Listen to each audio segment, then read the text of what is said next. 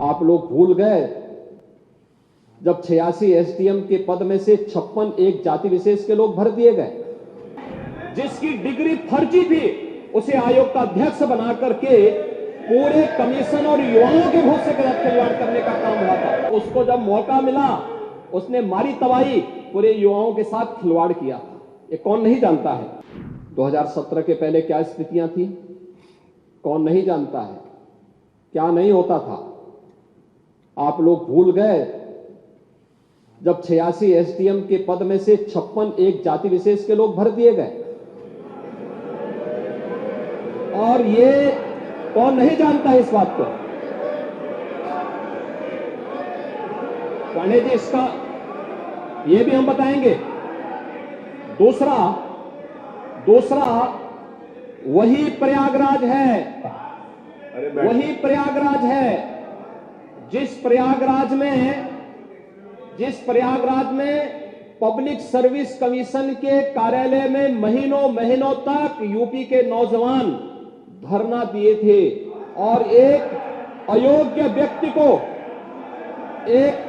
व्यक्ति को जो उसके लिए डिजर्व नहीं करता था, एलिजिबल नहीं था, जिसकी डिग्री फर्जी थी, उसे आयोग का अध्यक्ष बना करके पूरे कमीशन और युवाओं के भोज से खिलवाड़ करने का काम हुआ था।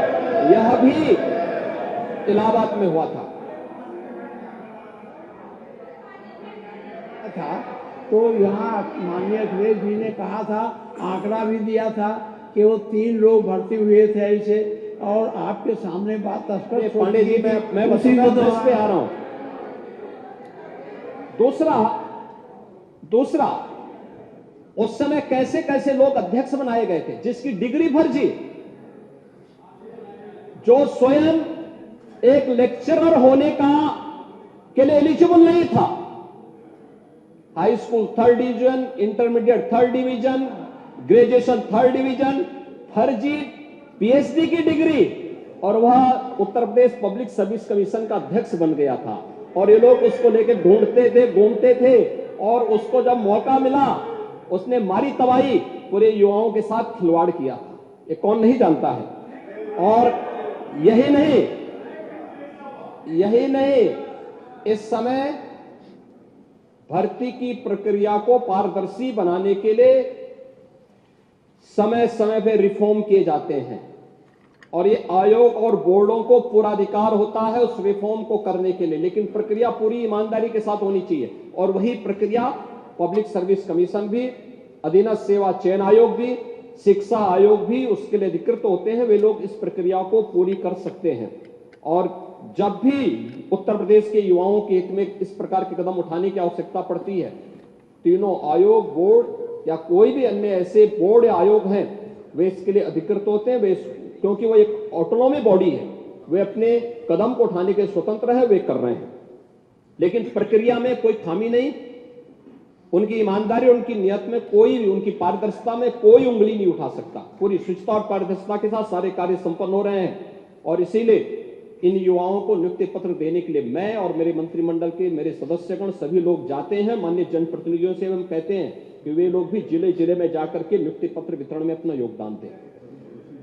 और हर नौजवान इसके लिए खुश होता है कि साहब, सिफारिश के बगैर न केवल हमारी नियुक्ति हुई है, बल्कि हमें नियुक्ति पत्र भी प्राप्त हो रहा है।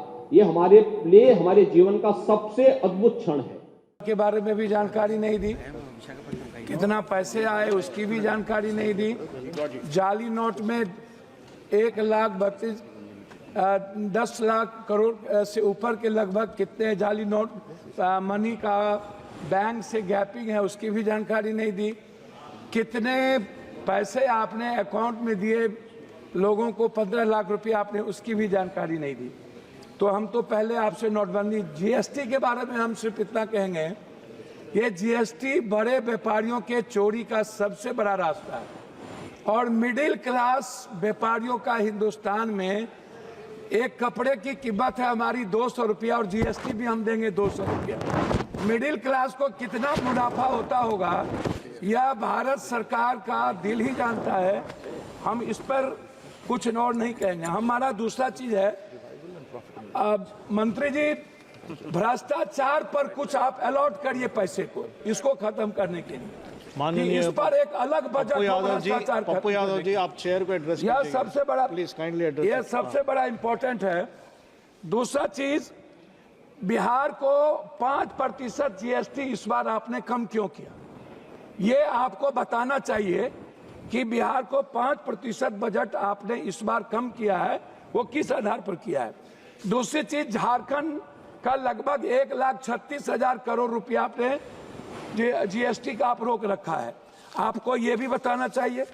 तीसरी चीज, 400 रुपया कब तक आप पेंशन देंगे? कब तक? ये जो पेंशन जितना दे रहे, क्या कभी आम आदमी का वृद्ध पेंशन या और भी पेंशन, इसको क्या 2,000 रुपया या 1,000 रुपया बढ़ाने की आपकी कोई योजना है या नहीं? चौथी चीज, आवास योजना जो आप देते हैं, प्रधानमंत्री आवास योजना जो आपका सपना है, अच्छी बात है, उसको आप इस राशि को कब बढ़ाएंगे? ये राशि बहुत कम है और इससे किसी का भी सपना पूरा नहीं हो सकता, ये राशि गमन हो जाता है। ओडीएफ जो शौचालय की व्यवस्था है, इसमें भी राशि बिल्कुल कम है, इसमें भी बढ़ाने की जरूरत है। चौथी चीज, पांचवी चीज, आंगनबाड़ी, ममता, आशा, रसोईया, सुप्रीम कोर्ट का ऑर्डर है कि आंगनबाड़ी को सेविका को 25,000 और सहायक सेविका को 18,000, आशा और रसोईया को आपने इस पर कोई ग्रांट में भी और बजट में भी आपने नहीं लाया। आप कहते हैं आयुष्मान भारत, आप जो पैसा देते हैं उसमें क्या होता है, प्राइवेट अस्पताल वाला 20 लाख 40 लाख का बिल बना देता है, 7 लाख 8 लाख का बिल बनाता है। आप सोचिएगा मिडिल क्लास और गरीबी रेखा, क्या आयुष्मान भारत में आप ऐसा करिए मंत्री महोदया जी, अल्ट्रासाउंड, सीटी स्कैन, एमआरआई जांच और दवाई को आप फ्री कर दीजिए, आप मत दीजिए आयुष्मान, कृपया आप इतना चेयर को एड्रेस कीजिएगा, इतना चीज फ्री कर दीजिए। चौथी, सभापति महोदय थैंक यू, 2 लाख करोड़ रुपया हम पर बिहार में कर्ज है, 2 लाख करोड़ रुपया, और बिहार सरकार आज नहीं, चाहे जिसकी भी सरकार हो, वर्तमान हो कोई भी हो, उन्होंने और हमारे प्रधानमंत्री गांधी मैदान में विशेष राज के दर्जा की बात की थी। लेकिन जब हम लोग अटल जी के समय, हम लोग नीतीश जी और भी सभी साथियों के नेतृत्व में मिले थे, तो हम लोग विशेष पैकेज का एक बड़ा रूल दिया था। उसमें हम लोगों ने कहा था कि बिहार की जितनी बंद पड़ी फैक्ट्रियां हैं टोटल आप उठा लीजिए, सासाराम से लेकर के और जितने जूट मिल कटिहार से लेकर के जितने चीनी मिल है, सारी फैक्ट्रियां, इसको रिहेबिलिटेशन के लिए आप एक विशेष पैकेज दीजिए। उसको भी आपने नहीं किया। हमारी लगभग फैक्ट्रियां बंद हो गई। झारखंड में HCL से लेकर के लगभग 43% फैक्ट्रियां, गिरिडीह हो, धनबाद हो, बोकारो हो, स्टील फैक्ट्री हो, लगभग बंद हो गई। तो मेरा है विशेष राज और विशेष पैकेज। जब आप बात करते हैं कोई भी चीज, तो जरूर इस बात पर ख्याल रखा जाए कि विशेष राज पर आप क्या चाहते हैं। आप अपनी बात समाप्त कीजिएगा। तो सबसे बड़ी इंपॉर्टेंट है वो है प्रधानमंत्री सड़क योजना। प्रधानमंत्री सड़क योजना में सर बिहार दुनिया का सबसे गरीब प्रदेश है, आप इसको समझिए। हमारी जो जीडीपी अभी जो हमारे यहाँ सर में हमारे यहाँ जो जाति जनगणना हुई है महोदय, उस जाति जनगणना में सामाजिक और आर्थिक और शैक्षणिक स्थिति दुनिया में सबसे निचले पदार्थ पर हम है। तो इसमें मैं चाहता हूं कि हर कीमत पर महोदय, आप बेरोजगारी भत्ता की बात मैं आपसे करूंगा। सबसे ज्यादा दुनिया में महोदय पलायन और सबसे ज्यादा बेरोजगारी बिहार की है, और निरक्षरता भी, मतलब एजुकेशन ग्रोथ हमारा सबसे नीचे है। और इसके लिए हम चाहते हैं पेंशन, छात्रवृत्ति, युवा बेरोजगारी कम से कम 5,000 से 6,000 रुपया आप देने का। अब मैं अपने क्षेत्र पर 1 मिनट में बात खत्म करूंगा। अपने क्षेत्र पर महोदय, हम अपने क्षेत्र पर बात खत्म करेंगे। मक्का, मखान, मछली और चाय बागान, इस पर हम आपसे आग्रह करेंगे हृदय से कि आप कोसी सीमांचल के लिए रिहेबिलिटेशन के लिए आप कम से कम इस योजना पर कम से कम 5 फैक्ट्री मक्का, मखान और चाय पत्ती पर आप देने का कष्ट करें। तीसरी चीज हाई डैम, हमारे हमारा सपना है हाई डैम और जो नया भीमनगर बैरेज को रिहेबिलिटेशन के लिए, उसके लिए आपसे मैं बजट का एक मिनट लास्ट करता हूं। अंतिम दो बात है अध्यक्ष जी। पहली बात है पर्यटन। बिहार के निर्माण में पर्यटन का सबसे बड़ा भूमिका है और बिहार के निर्माण में दो भाग है, एक है बाढ़, एक है सुखाड़। सर लास्ट कर रहा हूं सर। उसमें जब दो भाग है, उसमें क्या है कि सर हमारा 3 हिस्सा बाढ़ से प्रभावित है। हम लोग क्या होते हैं, लगभग हमारा पूरी योजना खत्म हो जाती है, उसके लिए रेल योजना पर बहुत बहुत धन्यवाद रेल योजना पर आप माननीय श्री फ्रांसिस जॉर्ज।